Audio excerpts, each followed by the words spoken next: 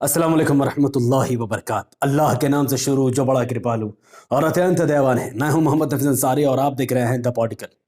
नहीं थम रहा रशिया और यूक्रेन का युद्ध। पहले तो रशिया ने यूक्रेन को दो बड़े सिटी पर कब्जा किया, लुहांस्क और दोनेत्स्क।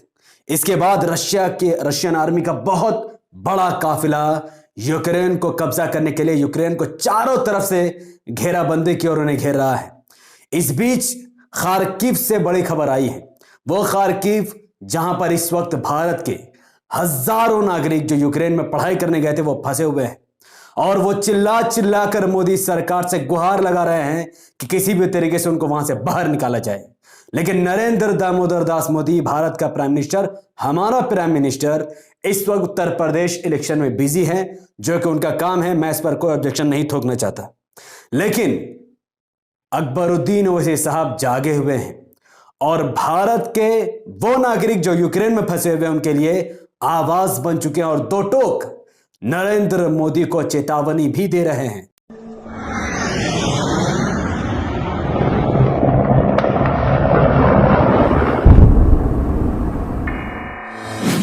यूक्रेन में हमारे बच्चे फंसे। कब तक हम ऐसे ही खड़े रहेंगे? कब तक हमें सिचुएशन ये सुधरेगी? हम तो मूवीज में देखते थे ना, योगी जी, मोदी जी, जो भी है, प्लीज। हम वीडियोस देखते थे ना, हमें बचाया जाता था। ऐसे हमारे अंदर ये रहता था कि हमें बचा लिया जाएगा, बट अभी हमें नहीं लगता कि हमें कुछ बचाया जाएगा। शायद पता नहीं हमारे साथ क्या हो। अब इंडियन एम्बेसी को बोल रहे हैं कोई बात न करने को आने के लिए तैयार नहीं है। ये लोग जो भी आ रहे हैं बोल रहे हैं अपनी रिस्क पे निकल जाओ। प्लीज हमें जल्दी से जल्दी इवैक्यूएट किया जाए, क्योंकि हमारे पेरेंट्स की हालत बहुत खराब है, वो बहुत पैनिक और ट्रॉमा में है। मुतालबा करता हूँ मैं हुकूमत हिंद से कि हमारे मासूम बच्चों को वापस लेकर आओ। जो भी जरूरी काम करना है करो। उनके माँ बाप तड़प रहे हैं, वो बर्फ में, सर्दी में वो तड़प रहे हैं, भूखे हैं, प्यासे हैं। ऐ मोदी साहब, उनको वापस लाओ। उन हजारों छात्र छात्राओं को नरेंद्र मोदी की सरकार ने 4 मंत्रियों को दुनिया के अलग अलग इलाकों में भेजा है और इन चारों की पूरी दुनिया में थू-थू हो रही है। जिसमें से ज्योतिरादित्य सिंधिया, जिनको रोमानिया भेजा गया था, वहां पर रोमानिया के मेयर ने उनको लताड़ लगाई है, क्योंकि वहां पहुंचकर वो नारेबाजी कर रहे थे, मोदी की बड़ाई कर रहे थे और झूठ बोल रहे थे कि तुम्हारे खाने पीने रहने के इंतजाम भारतीय जनता पार्टी की सरकार कर रही है। जबकि रोमानिया के मेयर ने कहा यह सब झूठ है। भारतीय नागरिक जो फंसे हुए हैं, जो रोमानिया पहुंच चुके हैं, उनके रहने सहने खाने का इंतजाम रोमानिया के मेयर ने किया है। ऐसी थू-थू हो रही है। इस वक्त भारत के बहुत सारे नागरिक ठंड में झिझुड़ रहे हैं, कोई उनकी मदद करने को तैयार नहीं है और ये पोस्ट करके वो दावा कर रहे हैं कि इंडियन एम्बेसी उनका फोन तक नहीं उठा रही है। और इस बीच गोदी मीडिया नरेंद्र मोदी की वाहवाही में इतनी गुंग हो चुकी है कि वो कह रही है कि यूक्रेन में मारे गए छात्रों से पीएम मोदी ने की बात। मरे हुए छात्रों से कोई कैसे बात कर सकता है? और गोदी मीडिया से हम उम्मीद भी क्या कर सकते हैं?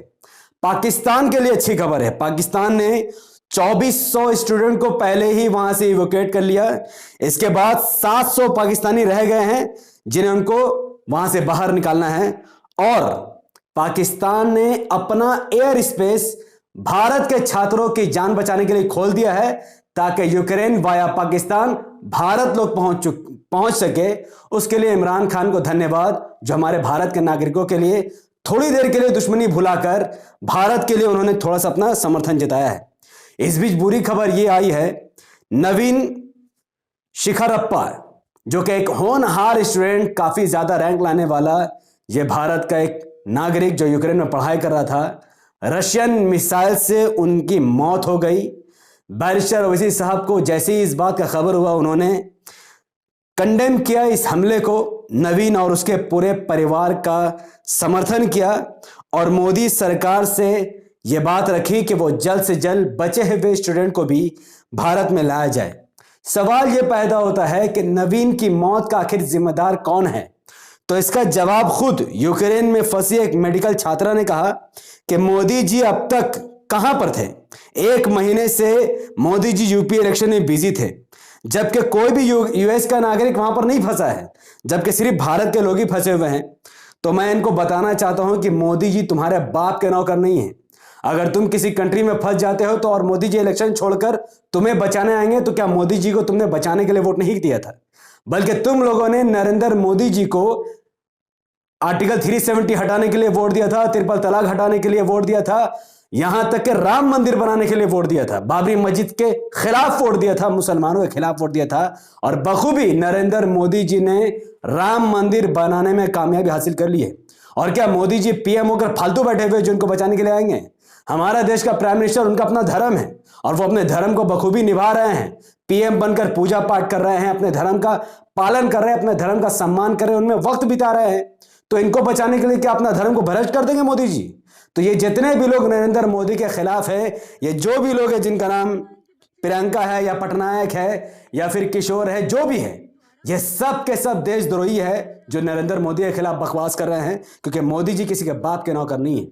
यहां तक कि फिर भी यूपी इलेक्शन में बिजी होने के बाद भी नरेंद्र मोदी ने ज्योतिरादित्य सिंधिया को, हरदीप सिंह पुरी को रोमानिया, हंगेरी, किरेन रिजिजू को स्लोवाकिया और वीके सिंह को पोलैंड भेजा। भले से ये लोग कोई काम नहीं कर रहे सिवाय नारेबाजी का, वंदे मातरम का नारा लगवा रहे हैं। हाँ, ये लोग भारत माता की जय का नारा लगवा रहे हैं, वंदे मातरम का नारा लगवा रहे हैं, नरेंद्र मोदी जी की भी वाहवाही कर रहे हैं, लेकिन कम से कम नारा तो लगा रहे हैं ना, मदद करे चाहे ना करे। इसके बावजूद भी कहना कि मोदी जी यूजलेस है, बेकार है, तो मैं ऐसी बातों से समर्थन नहीं करता। आपने जिन लोगों को वोट दिया, आप इनसे क्या उम्मीद कर रहे हैं कि ये लोग आपको हमले से बचाएंगे? ये लोग, आपने इनको जिस मकसद के लिए वोट किया था वो मकसद ये पूरा कर चुके हैं। ये अपने धर्म का पालन कर रहे हैं, हमें इनका सम्मान करना चाहिए। इनके खिलाफ बोलने वाला व्यक्ति के खिलाफ सख्त से सख्त कार्रवाई होनी चाहिए, क्योंकि ये अपना धर्म निभाकर कोई गलत काम नहीं कर रहे हैं। हाँ, उम्मीद अगर आपको रखनी है तो इन लोगों से नहीं, आपको बैरिस्टर असदुद्दीन ओवैसी साहब से उम्मीद रखनी चाहिए, जो पार्लियामेंट में हमेशा आपके लिए बात करते हैं, हमेशा आपकी लड़ाई लड़ते हैं। जब हमला हुआ तो ओवैसी साहब ने नवीन को उसका दुख जताते हुए मोदी जी से बार बार गुहार लगाई कि आप जल्द से जल्द उनको बाहर निकालिए।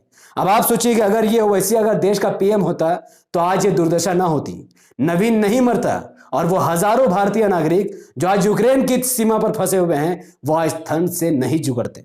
तो आपने जब गलत आधार पर नरेंद्र मोदी की सरकार चुनी, आपने कोई उनसे डिमांड नहीं रखी, मंदिर के नाम पर आपने एक सरकार खड़ी कर दी, तो फिर आपको बचाने वाला कोई नहीं है। लेकिन अगर ओवैसी साहब देश का पीएम होते तो आज बहुत कुछ अच्छा हो सकता था।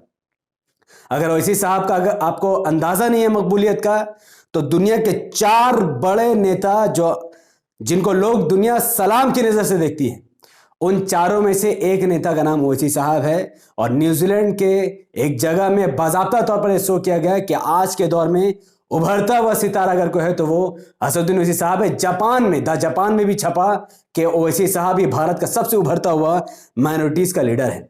अब तक यूक्रेन और रशिया के इस जंग में यूक्रेन के 10 लाख लोगों ने यूक्रेन छोड़कर कहीं और जाकर शरण ले ली है। और दुनिया का सबसे बड़ा जहाज, कभी ना कभी आपने किसी YouTube channel, Facebook, social media में देखा होगा, दुनिया का सबसे बड़ा जहाज जो कि यूक्रेन में था, रशिया के मिसाइल ने उसे तबाह बर्बाद कर दिया है। रशिया के यूक्रेन पर हमले किए जाने का इस वक्त दुनिया में सिर्फ 4 देशों ने ही समर्थन किया है, बाकी सब चुप्पी साधे हुए हैं। उन 4 देशों में से एक का नाम बेलारूस, उत्तर कोरिया, सीरिया और इरिट्रिया है। इसके अलावा 4 देश का समर्थन तो है, लेकिन खामोश और उदास बैठा हुआ है यूनाइटेड नेशन, जो जब हमला करते हुए रशिया को देख रहा है तो कह रहा है कि हमें अफसोस है, हम कुछ नहीं कर सकते। ट्वीट कर सकते हैं, शांति के लिए बातचीत कर सकते हैं, पर हम यूक्रेन की मदद नहीं कर सकते हैं। तो आप सब में से जितने भी लोगों का यह मानना है कि मोदी जी जिम्मेदार है नवीन की मौत का, और हजारों लोग जो आज भारत के यूक्रेन में फंसे हुए हैं, अगर इसका जिम्मेदार मोदी जी अगर आपको लगते हैं तो फिर कमेंट में जरूर मुझे बताइए। और जिनको लगता है कि अगर ओवैसी साहब देश का पीएम होते तो आज नवीन जिंदा होता और हजारों स्टूडेंट सही सलामत देश में वापस आ जाते, वो भी कमेंट पर अपनी बात जरूर रखें। इस वीडियो को लाखों लोगों तक फैलाने के लिए इस वीडियो को लाइक कीजिए। इसके लिंक को व्हाट्सएप, फेसबुक, इंस्टाग्राम जैसे सोशल मीडिया के प्लेटफॉर्म पर शेयर कीजिए। अपनी बातों को कमेंट पर रखिए कि आप आने वाले वक्त में इतना कुछ होने के बावजूद भी नरेंद्र मोदी को वोट देंगे या ओवैसी साहब का समर्थन करेंगे। अपनी बात कमेंट पर जरूर रखिए। हमारे YouTube चैनल द पॉलिटिकल को सब्सक्राइब कीजिए, बेल आइकन को हिट कीजिए। अगर आप सब इस वीडियो को हमारे Facebook channel the political news पर देख रहे हैं तो इसे अभी लाइक, फॉलो कीजिए और कम से कम 5 बड़े ग्रुप में शेयर कीजिए। और उत्तर प्रदेश के चुनाव चल रहा आखिरी चरण का, ईवीएम पर पतंग के निशान पर अपना मतदान देकर उसे काम में लगाइए, ना कि किसी और जगह बटन दबाकर उसे वेस्ट मत कीजिए। अस्सलाम वालेकुम रहमतुल्लाहि व बरकात। अल्लाह की सलामत रहमत व बरकात आप तमाम भाई और बहनों पर हो। मैं अल्लाह हबीब पीस अपॉन अस।